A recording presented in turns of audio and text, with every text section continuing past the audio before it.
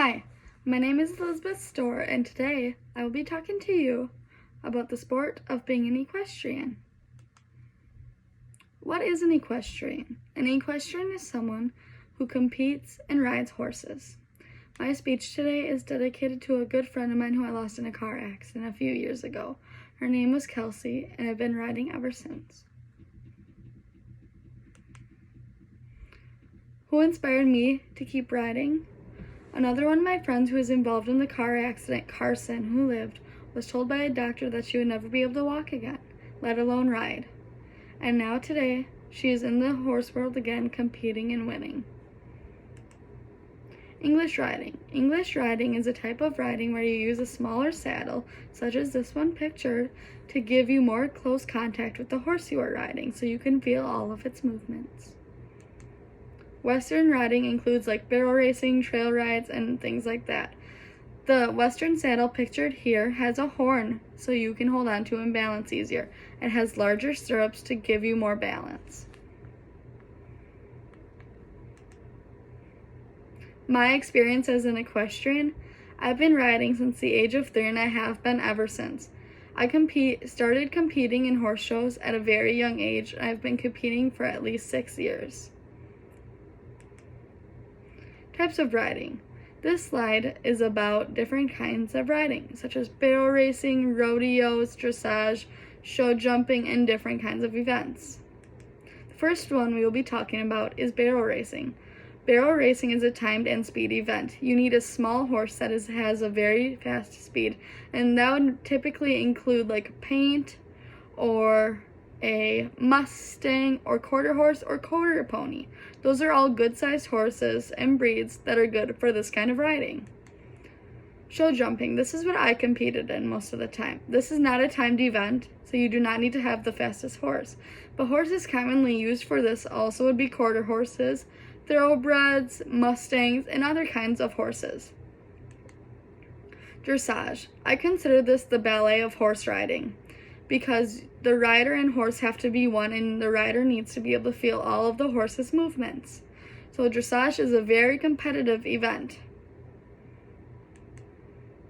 Racing. A lot of people love racing with all the colors and the fancy hats, but in all honesty, it is a very dirty game. Horses are taken into testing, and they are seen if they are fast enough, and if they are not fast enough, they end up typically going to a kill shelter or off to auction because they are worth nothing. Rodeos. I've been to a few of them, and a few events that are in rodeos would include bronc riding, cattle roping, and others. Some horse breeds that I have on here that are most common are an Arabian, a Shetland pony, a Mustang, and a thoroughbred, and others.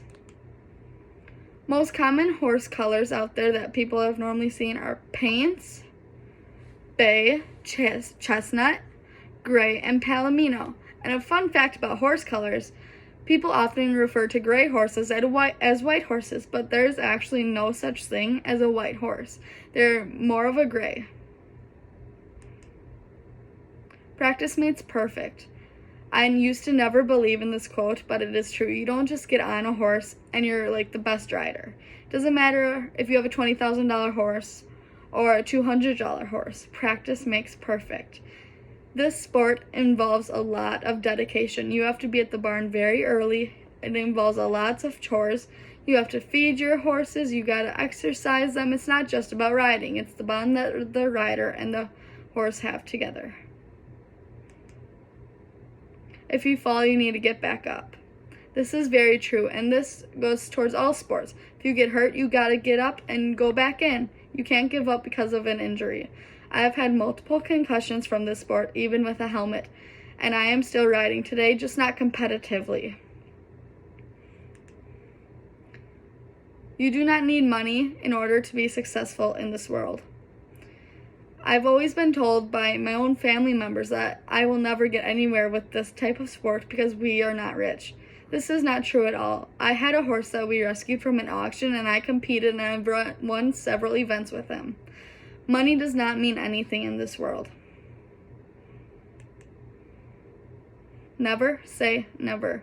When I was younger, I never thought I would be where I am today. This goes for sports and everyday life.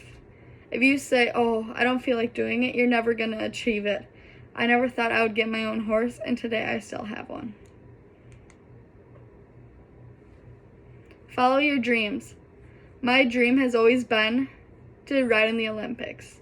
I always went and I tried, and I was not good enough, but I had to give up horse riding after a while.